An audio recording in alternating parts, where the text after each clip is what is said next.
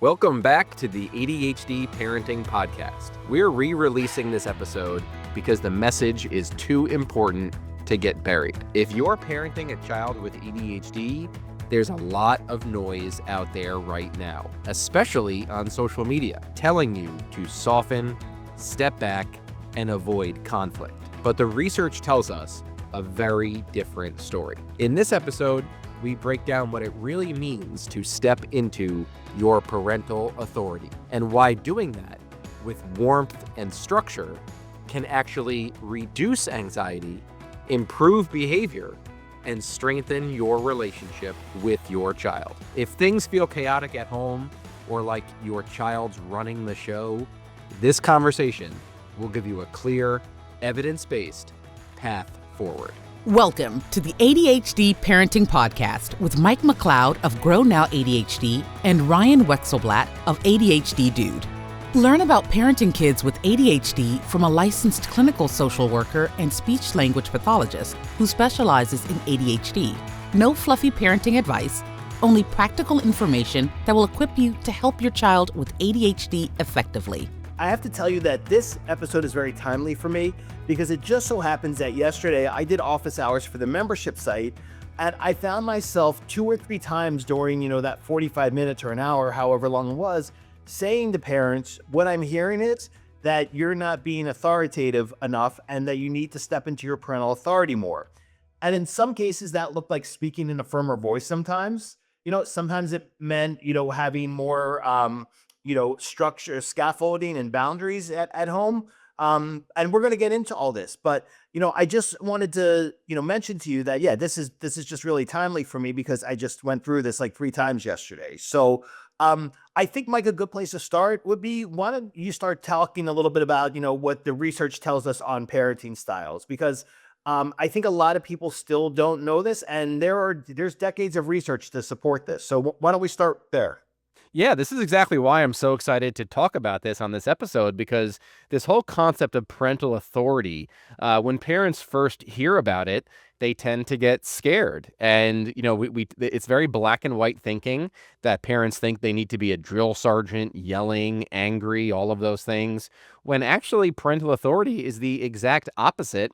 And there's so much research to back that up. So we can talk a little bit about the research on the various parenting styles, specifically with ADHD kids. So we have a systematic review across 24 studies found parents of children with ADHD use more permissive and more authoritarian styles compared to parents of neurotypical children. So, Mike, I wanted to comment on that real quick because you mentioned that a lot of times parents think that they have to be authoritarian. And my experience, and I don't know if you guys find this at GrowNOW, but I find more it's the opposite. Parents are scared of being authoritative because, for one thing, they get authoritative and authoritarian confused, right? And then the other part is they are scared of being authoritative because, as we know, Mike, permissive parenting has been rebranded on social media as being compassionate and with a bunch of different names I'm not going to mention here.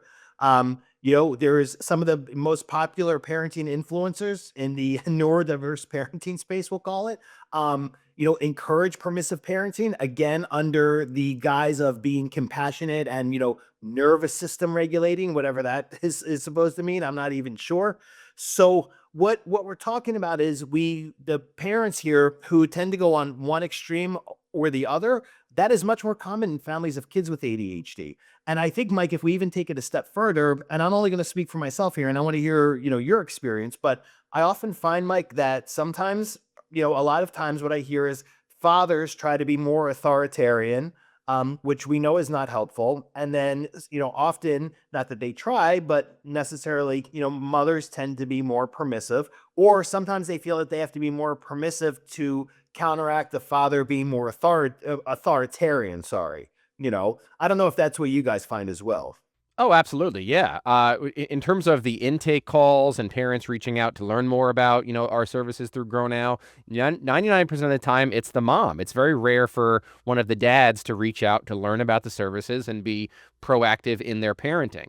So basically, when you have an ADHD child, you learn rather quickly that there's really no playbook, if you will, on how to parent this child. It's incredibly stressful, leads to burnout, and is really, really hard on the parents. And because they have ADHD, a different brain than their neurotypical, counterpart, parents, tend to go to social media for information on how to best parent.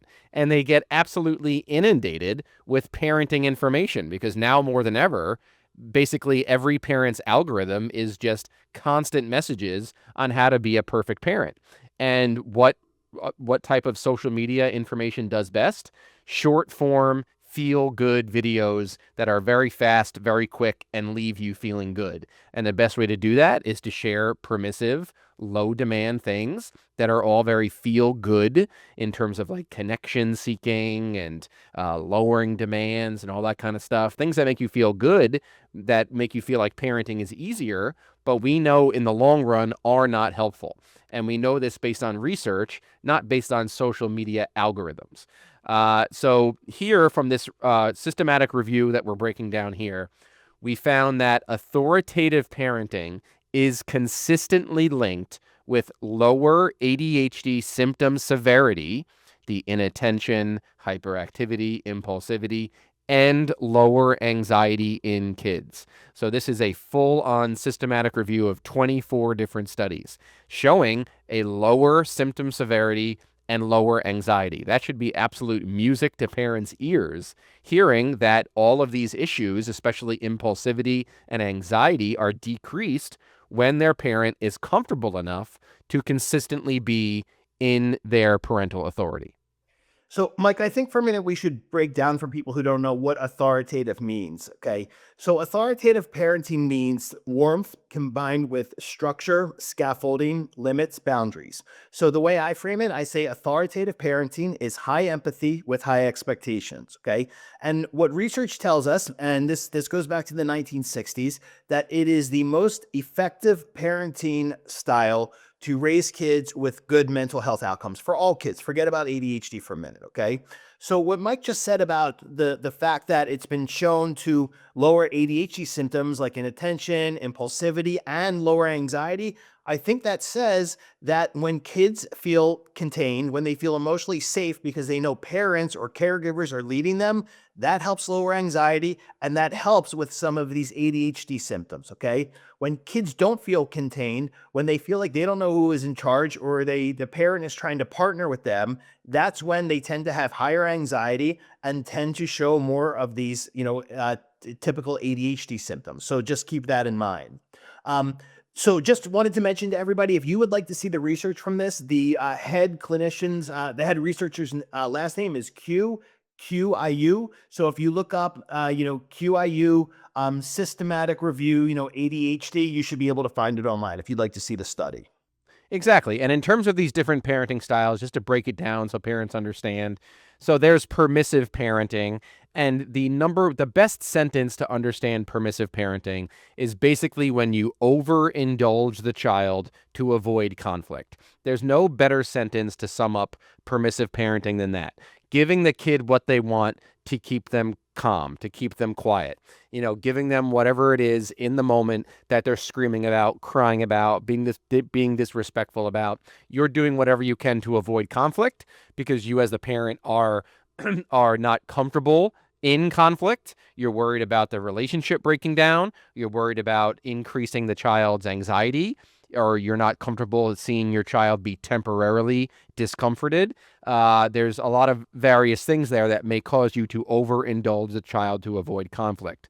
When it comes to authoritative parenting, what we're talking about today, it's all about what I refer to as reciprocal parenting. I call authoritative parenting reciprocal parenting because it sounds far too much like authoritarian.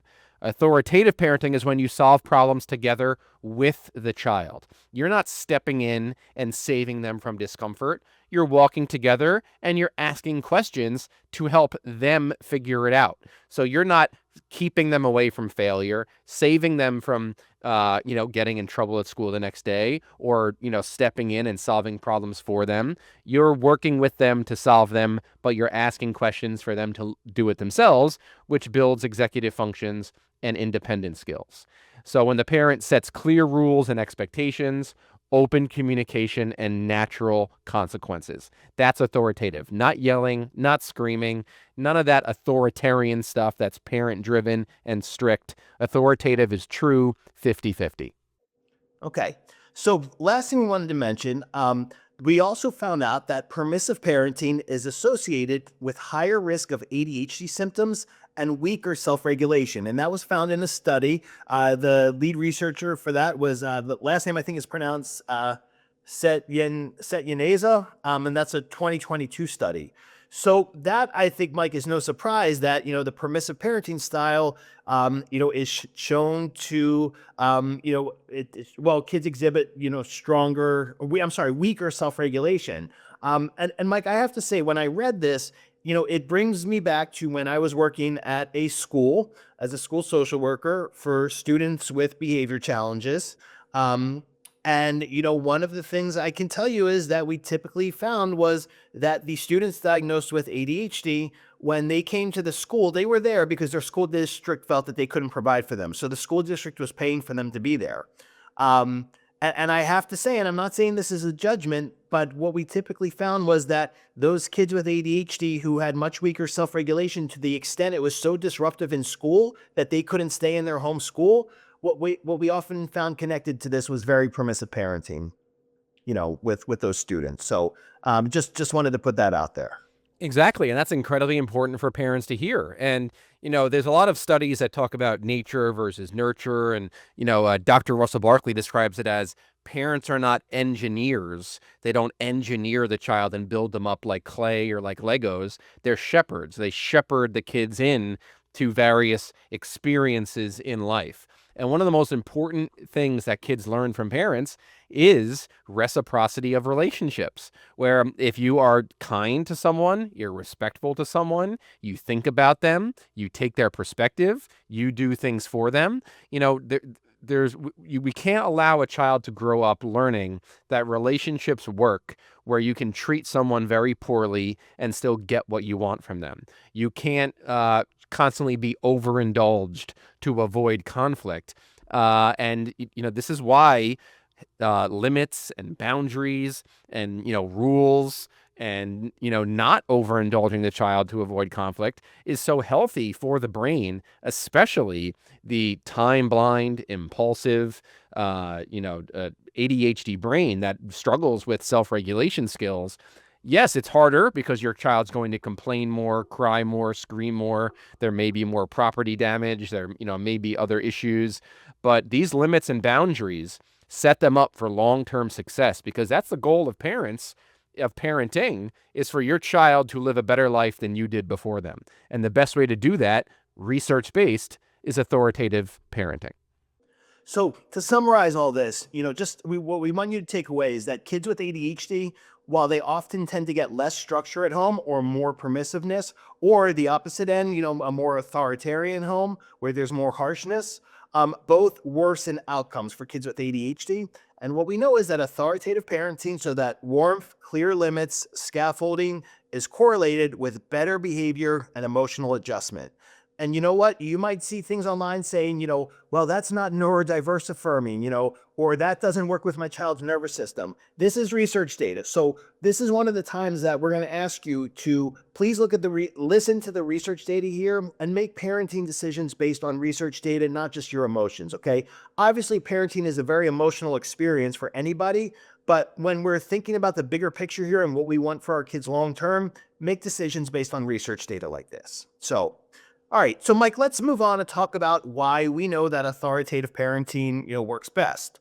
Why don't we talk a little bit about what some of the studies here found?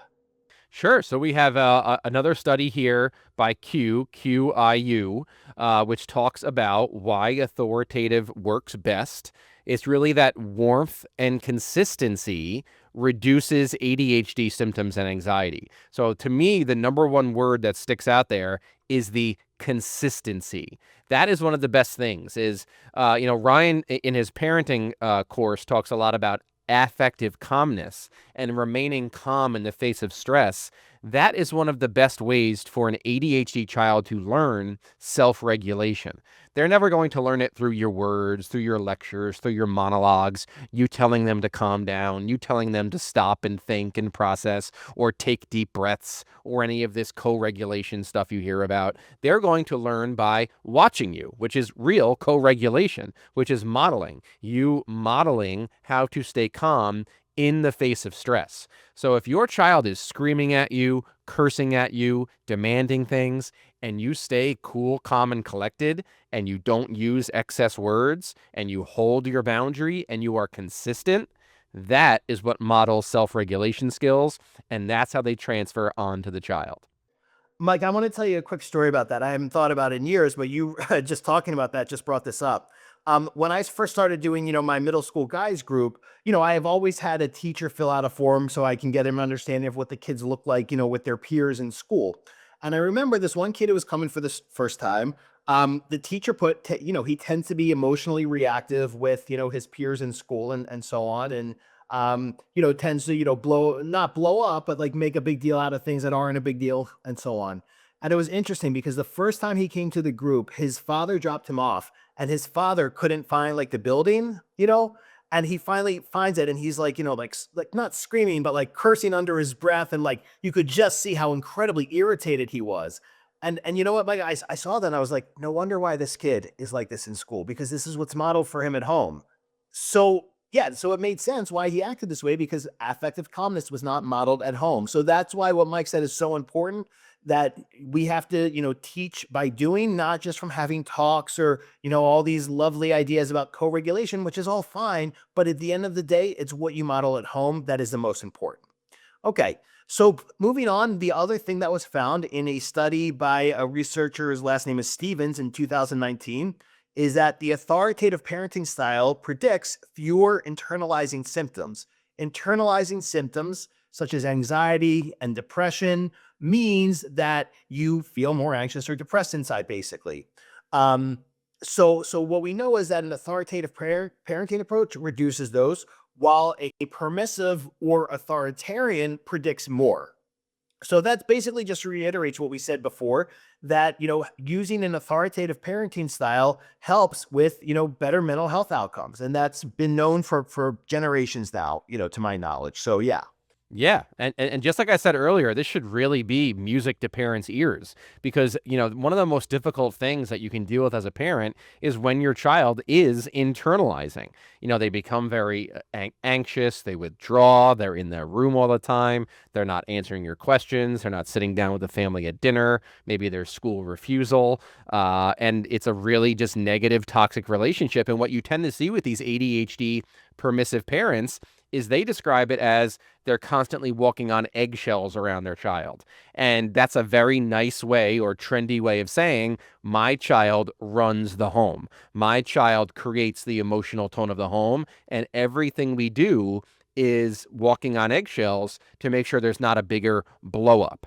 So this authoritative parenting style really decreases that internalizing, gets rid of those eggshells, and creates so much more of a positive environment where your child feels comfortable to come to you with their negative thoughts, with their bad day at school. When you pick your kid up from school, oh, what'd you do today? Nothing. Who'd you talk to? Nothing. What was the best part of your day? Leave me alone.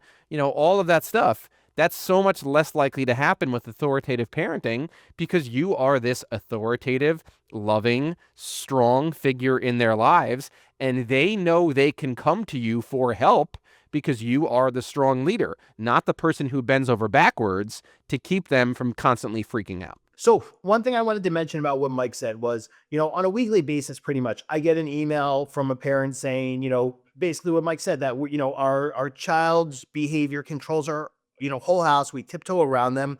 And I just want to say, when that happens, it isn't, we're not blaming parents for that. Okay. Because what we know is that most parents, I have a saying that I'm going to share. Most parents of kids with ADHD are unintentionally misled as soon as their child is diagnosed. They are never told the evidence-based treatment recommendations. They are never pointed in the direction of effective help. What most parents are told, is here's medicine if you want it, and go find a therapist for your kid. And research data extremely clear. Therapy is not going to help with self-regulation.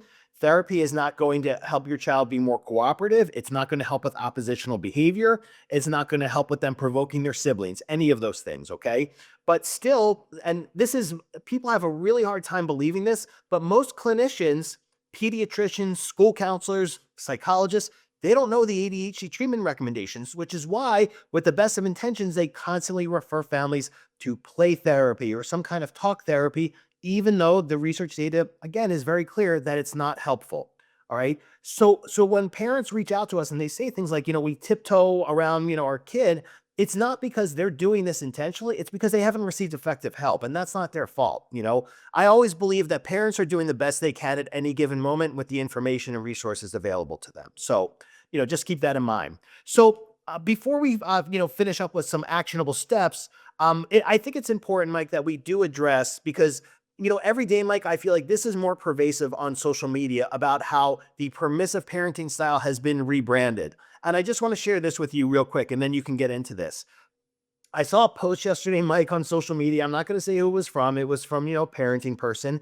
And it said, your child's oppositional behaviors are really a deep-seated, connection-seeking, thing. Right. So the idea that your child's being oppositional because they want connection with you. And let me be very honest, I have a term for that. I call it mom pandering. And the reason I call it mom pandering is to say, because it's an emotionally compelling narrative used to sell a product to a mother. All right. Because who are most of the people who, look at parenting content? Moms, of course.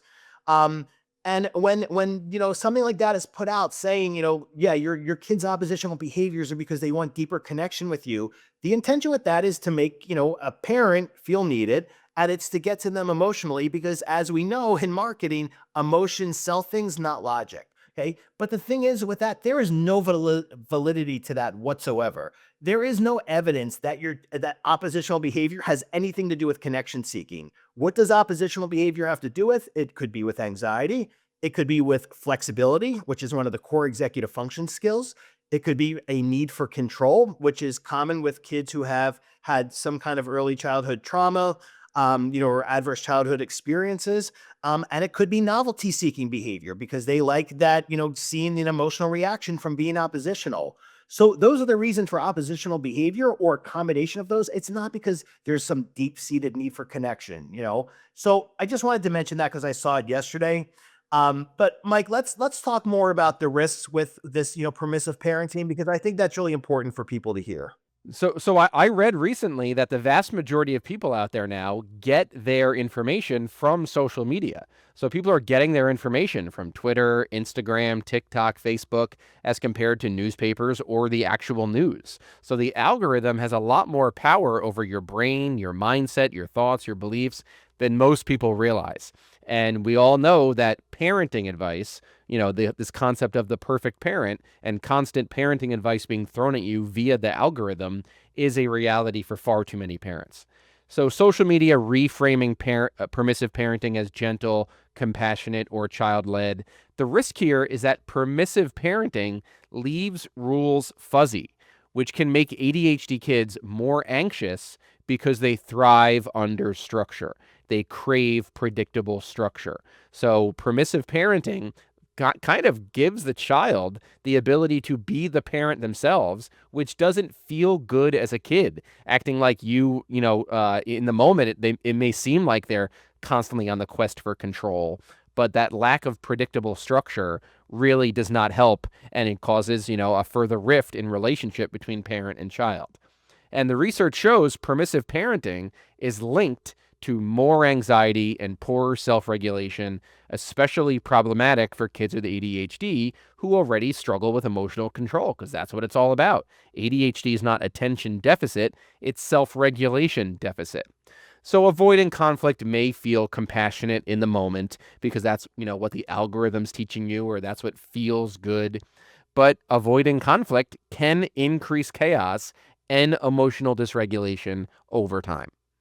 So last thing I want to mention about this, one of the things I've learned from my years of being on social media is that people like labels because labels help them attach a story and a narrative to something and help them make sense of the world. And you know what? Sometimes with our kids, things just don't make sense. But when people can have a label for something and attach a narrative to that label, it makes them feel better. And particularly what it does, it makes them feel like, oh, this is not my fault. My child has, insert this label here. That's not a diagnosis. Okay. But one of the things, I want to mention is that while, parents tend to like labels, or I shouldn't say like labels, while parents tend to find comfort in labels and catch-all terms, that seem to explain their child, feeling seen by an influencer or a professional and being emotionally validated by them, that's not the same thing as giving you the tools to help your child thrive. And I just want you to keep that in mind because that's really important. All right, so Mike, to finish up, let's go through, because we always like to end with some actionable things parents can do.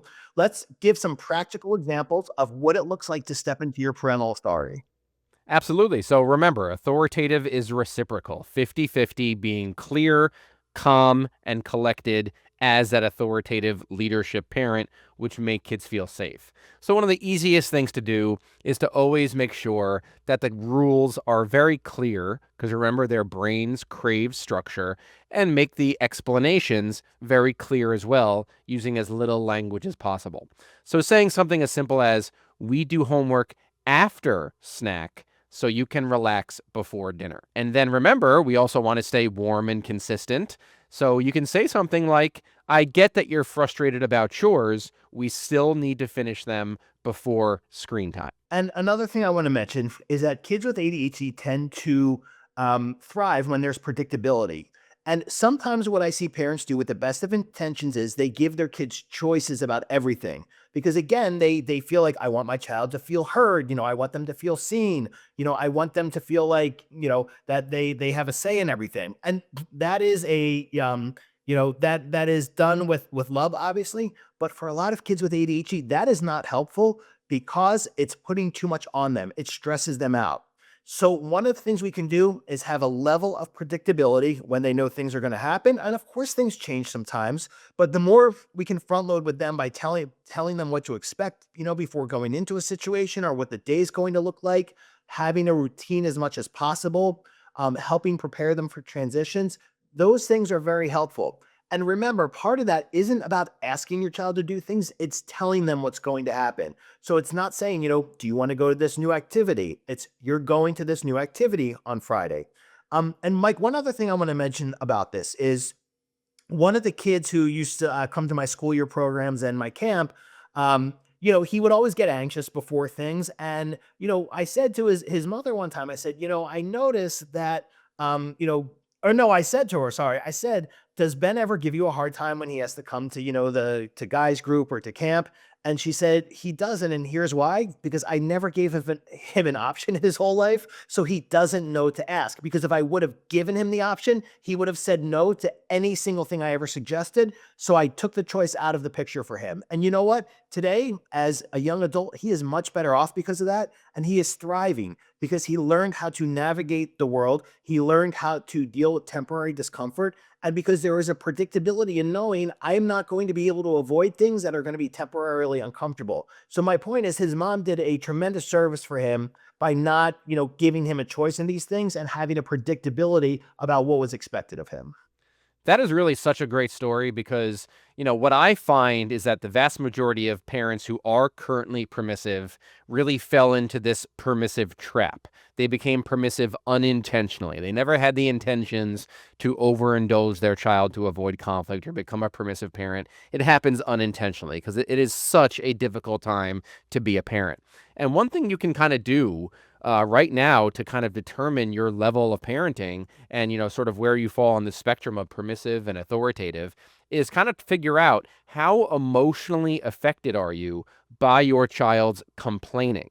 That's one thing I find all the time is parents confuse complaining with some sort of lack of skill. Oh, he's complaining I shouldn't push this on him. He's complaining I shouldn't sign him up for a sport. He complains about having to transition from his preferred task to the coaching session. He's complaining about having to go out with friends on the weekend. If you're not asking your child to do, hard labor, you're asking them to just join, a club, a sport, a this, a that, that's part of setting expectations and setting boundaries. And that story that Ryan just gave of not giving choices, sometimes we need to push our kids out of our comfort zone so they can try new things. And that's how they learn their talent and they build a life away from you. That's really what one of the healthiest things for ADHD kids is when they have a social network away from the family. They have peers, other adults, other talents, other skills, other interests. So try to recognize when your kid complains, how much does that pull at your heartstrings and then cause you to change your boundaries or drop your boundaries or drop your limits simply because you are so emotionally affected by their complaining. Yeah, it's a great point. And my last one is something that I teach, which is called shifting from high giving, low expectations parenting to high empathy, high expectations. And here's why I came up with that. One of the things I learned early on was that in so many families I saw that the kids were being treated as fragile. They were being treated as they were going to break easily or they couldn't handle things. They were being enabled.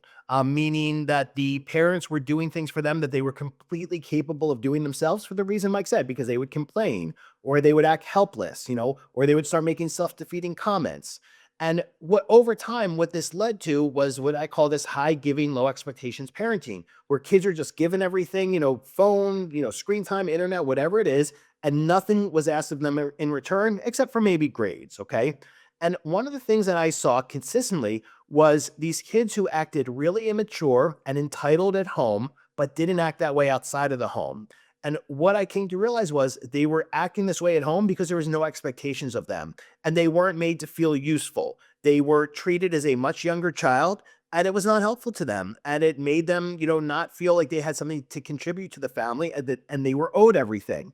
So when we shift from high giving, low expectations to high empathy, high expectations, what that means is we put expectations in place that are achievable, but they have to work towards. So there's going to be some effort involved.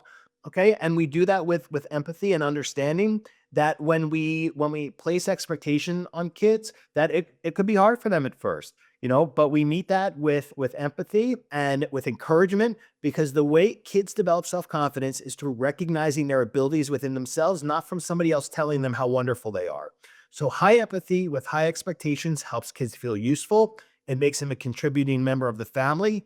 One of the most important things is it makes them think about other people besides themselves. And then, like I said, the last thing is it helps them develop the resiliency to get through non-preferred things, which is just part of life. So I actually created a whole course around this because I found that in so many families of kids who I saw were uncooperative and inflexible, were just out of control at home and the parents, couldn't get them to do anything. It was because of this high giving, low expectation. So created this course, creating daily expectations just for this very specific reason. So just wanted to end with that. Exactly. And the truth is when your child turns 18, 19, they age out of that IEP, that 504, they graduate, from that point forward, there's nobody who's going to be permissive towards them.